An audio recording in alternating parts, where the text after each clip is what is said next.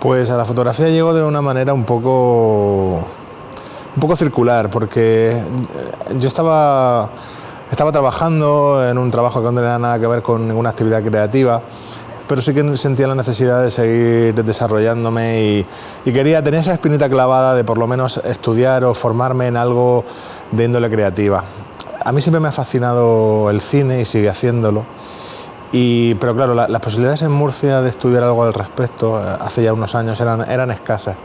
Entonces lo que hice, en el Instituto Ramón y Cajal estaba el ciclo de grado superior de imagen, que a mí, confieso que de manera completamente ignorante, me sonó muy a cine. Pero cuando me apunté,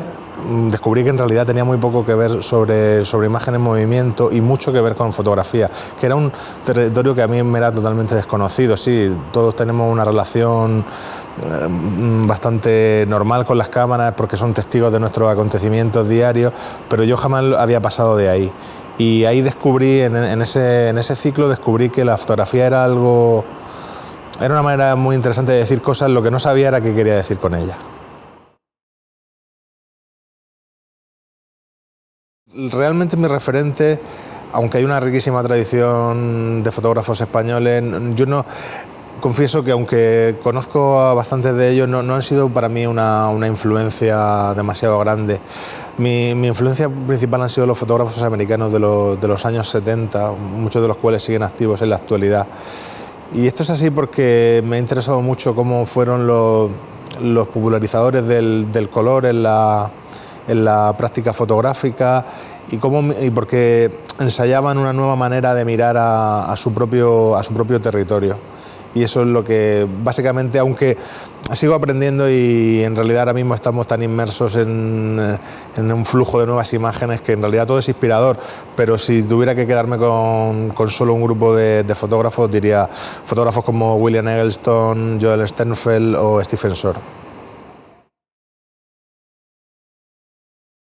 Yo creo que la fotografía es una actividad que es engañosamente fácil, y en el sentido de que es relativamente sencillo conseguir imágenes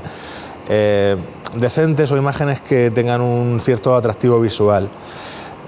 En ese sentido sí que creo que hay un cierto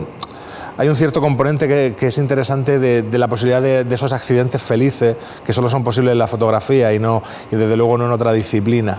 Pero yo creo que quizá para distinguirnos de esos accidentes felices, yo creo que también forman parte de la vida del fotógrafo, lo interesante es mirar a las obras fotográficas como conjunto de imágenes, porque yo creo que las fotografías, pese a que pensamos muchas veces lo contrario, son en realidad objetos muy limitados, sobre todo una sola fotografía. Una fotografía es solo una parcela mínima, acotada, muda e inmóvil de la realidad, y con eso, a pesar de que podamos establecer todas las lecturas que queramos sobre ella, en realidad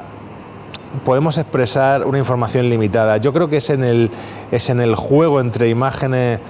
que apuestan sobre una misma idea donde la fotografía alcanza su auténtico interés. Y es en el fotolibro, que por definición están compuestos por conjuntos de imágenes, donde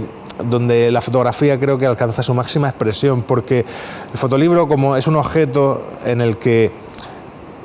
hay una serie de decisiones que pueden apoyar nuestro mensaje, no son la fotografía en una pared, sino la disposición de esas fotografías en el papel, su secuencia, el propio diseño del libro y sus materiales,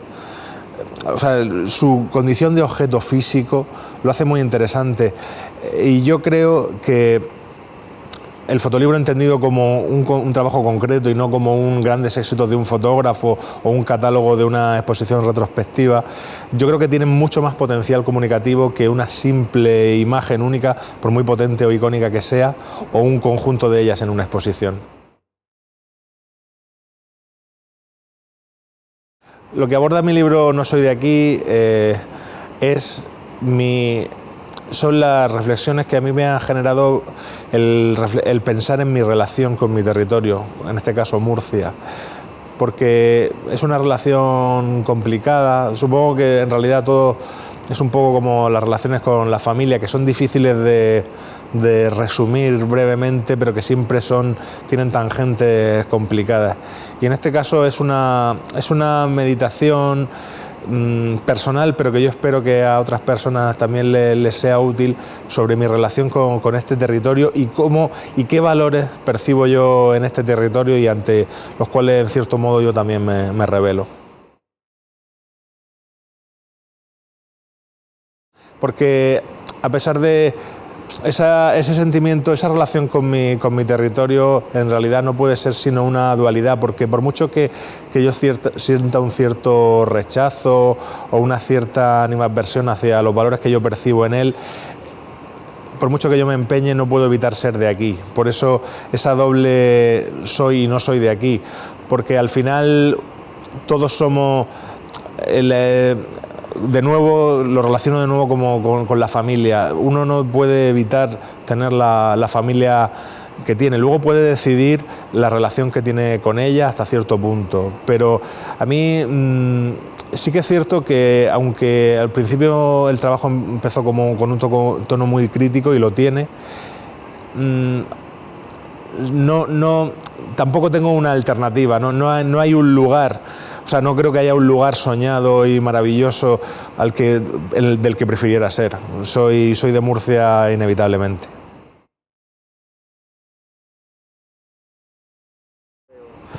Eso es una cosa sobre la que pienso en ocasiones, y de hecho en un encuentro de artistas en el que estuve en Santiago de Compostela, hubo un artista del que desgraciadamente no conozco el nombre, que dijo que era curioso que una de las estrategias del arte era usar imágenes de lo excepcional o lo grotesco para hablar de cosas ordinarias, y que eso en cierto modo era una contradicción. Sí que es cierto que la normalidad o lo cotidiano está exento de ese drama visual, en muchas ocasiones, de ese drama visual que muchas veces buscamos en la fotografía. Pero en mi caso concreto, en el caso de No soy de aquí, yo creía que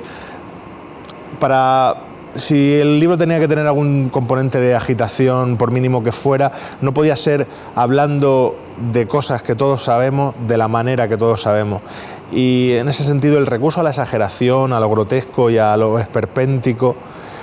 como indicio de una fuerza que están por debajo y que solo se revelan de esa manera, fue una estrategia que decidí emplear. Pero sí que es cierto que lo grotesco llama mucho más la atención que lo cotidiano. Pues con cierta responsabilidad y con cierta premura y con cierta preocupación también. Me encontré, como este es mi primer proyecto personal, llegué a una fase justo antes de que sucediera lo del libro y la exposición, en el que me encontraba cómodo, realmente cómodo consiguiendo estas imágenes, y tuve la sensación de que podía tirarme mucho tiempo haciéndolas.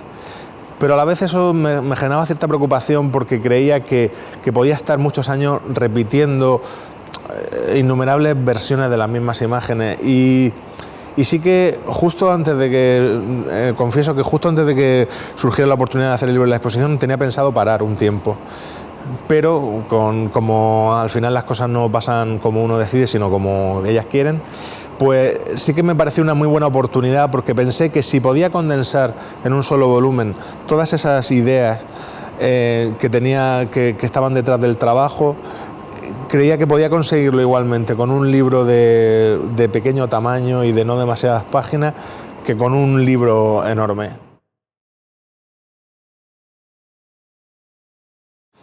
No sé si como visión romántica o un poco ludita, pero los fotolibros van un poco en contra, la explosión actual del fotolibro va un poco en contra de la que se supone que es la nueva tendencia hacia esa desmaterialización de la cultura y esos medios digitales o esas culturas en la nube. Estos siguen siendo objetos que, por su propia característica, porque son dirigidos a un público limitado, siempre son de los que hay muy poca cantidad, y a mí me parece que esa relación con el objeto, esa escasez, le aporta también valor. O sea, por mucho que hay algunas experiencias de libros, de fotolibros que tienen una versión electrónica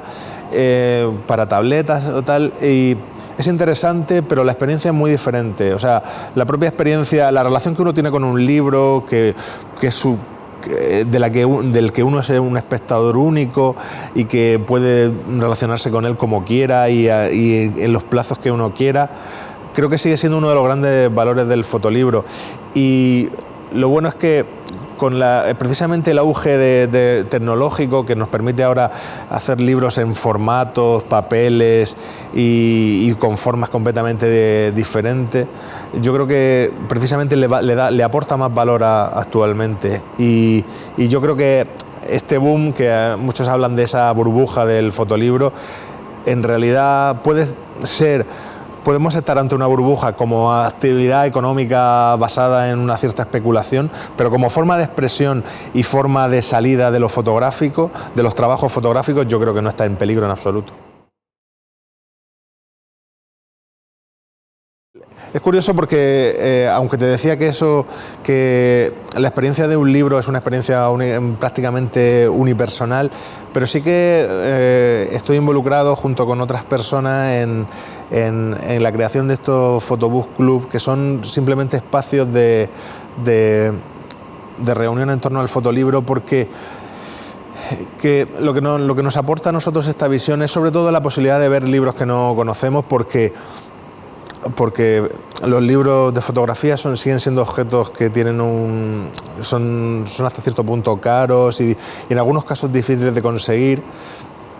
y el verlos en común, el saber cómo funcionan, el cómo consiguen los efectos que consiguen en nosotros, el cómo la ordenación de las imágenes, la elección de los materiales y tal tiene efecto en nosotros, es muy interesante. A nosotros nos está suponiendo una experiencia muy enriquecedora y la verdad es que aporta una nueva lectura, porque sobre todo porque uno tiene ciertos tics y ciertas tendencias sobre lo que a uno le gusta, y el ver en profundidad libros que uno nunca se compraría es súper valioso.